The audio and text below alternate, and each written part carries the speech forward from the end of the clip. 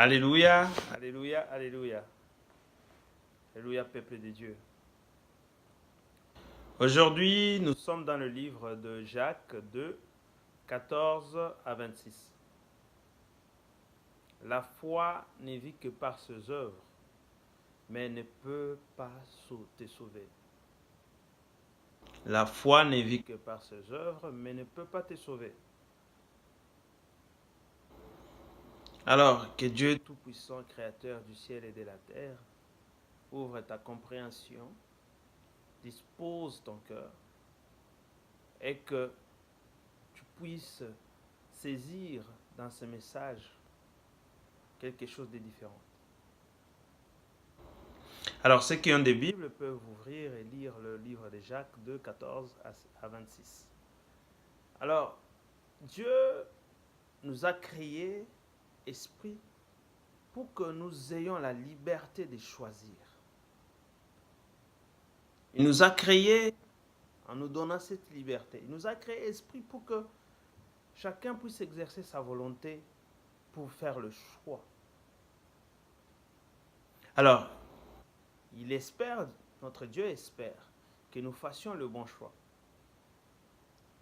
et que nous ayons foi en lui pour le choisir, car il est le bon choix. Par contre, les animaux ont une âme, comme toi, mais n'ont pas d'esprit.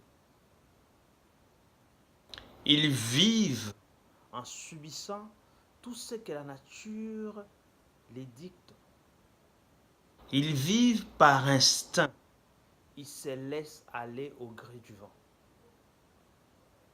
Ils ne vivent que par ce qu'ils voient, entendent, sentent, goûtent, touchent. Ils ne vivent que par leur sens naturel. Ils ne vivent que par leur sens naturel de la chair. La vie humaine sur terre est tout un combat.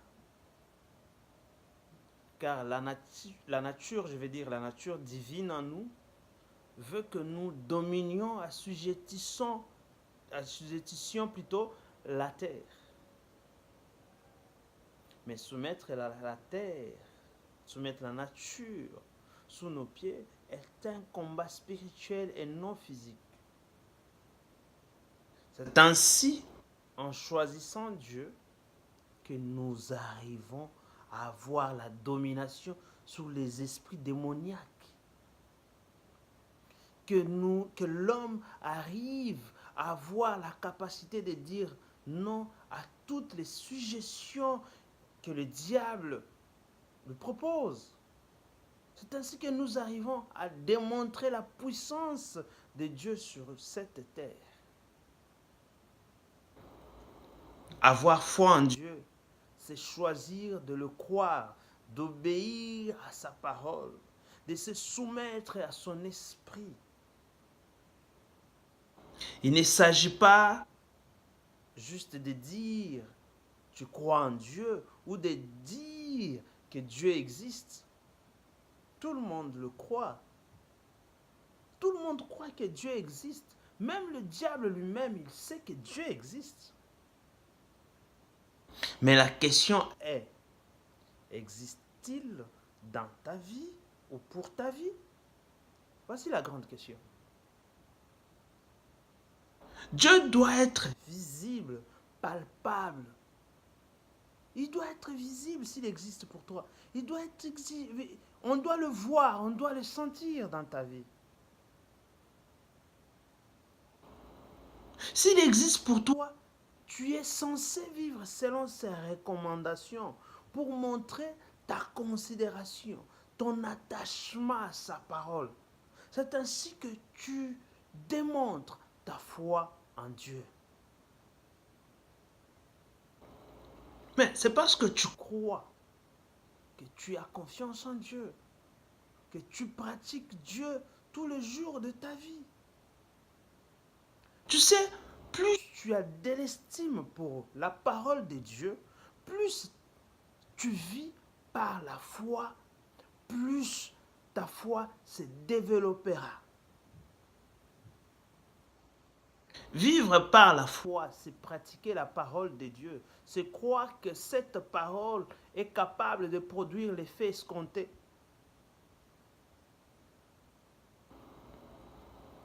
Pour produire une œuvre par la foi, il faut accepter et croire en ce qu'on attend. N'est-ce pas? Non pas parce que on connaît le pourquoi et le comment y arriver, mais parce qu'on fait confiance en celui qui a promis, parce qu'on a de l'estime pour la parole du garant du résultat. N'est-ce pas? Alors, celui qui parle de la foi sans pratiquer cette foi, c'est un menteur. C'est un menteur tout simplement. Car il dit quelque chose de sa bouche, mais son cœur dit autre chose. Il n'existe pas de foi sans œuvre, sans pratiquer, non. Il n'existe pas de foi sans pratique. La foi sans œuvre est une foi morte. La foi véritable change ton comportement aussi bien que tes pensées. Parce que où tes pensées vont, tu suis. Tu es les résultats de tes pensées. La foi véritable change ton comportement. Si ta vie reste inchangée, c'est que tu ne crois pas réellement aux vérités que tu proclames. Tu ne crois pas réellement à ce que tu dis. Il faut que je te fasse confiance, n'est-ce pas, pour que j'ai foi en toi, n'est-ce pas? Il faut que tu fasses confiance en quelqu'un pour avoir foi en lui. Mais j'ai une question. Est-ce que, est-ce qu'avoir la foi peut-elle sauver quelqu'un? Voici la question.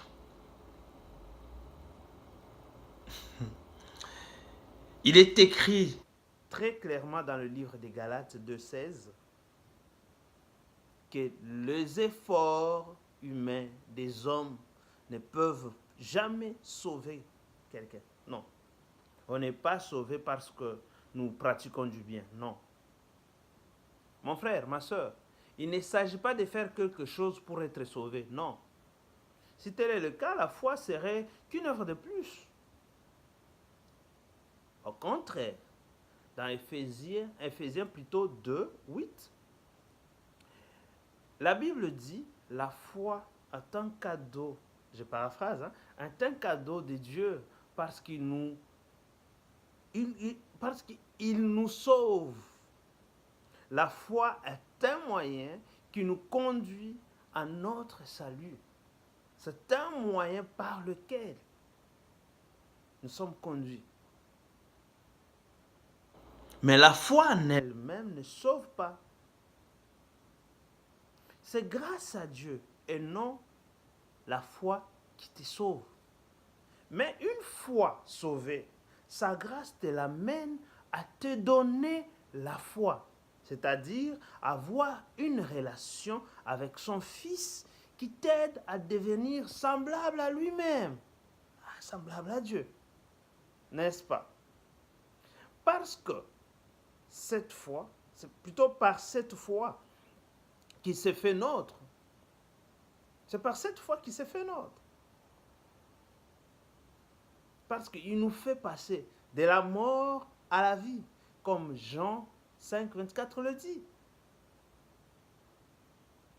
Ce n'est pas ton obéissance, tes services plutôt rendus à Dieu qui te font gagner le salut. Non. Les actes de service et d'amour sincère ne se substituent pas à la foi en Christ. Non. Mais il la confirme. Il montre que ton engagement envers Dieu est réel. Ce n'est pas à cause de tes actes que tu es appelé juste.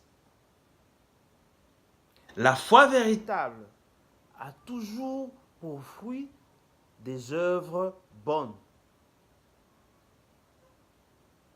Mais les œuvres en elles-mêmes ne te procurent aucune justice. La foi est le moteur d'une relation. Elle donne le sens à une relation, car dans la foi, il y a la confiance absolue, la fidélité, une ferme assurance. Il y a de l'espoir dans la foi. Il y a de l'espérance, oui. Il y a la vie dans la foi. La foi rend heureux, joyeux, confiant. La foi enrichit ton esprit. Une obéissance active prouve que ta foi est authentique. La foi nous conduit au salut. La foi nous aide à grandir. La foi nous aide à appliquer la parole de Dieu. La foi nous aide à croire au salut, à accepter le salut, à accepter que nous sommes sauvés.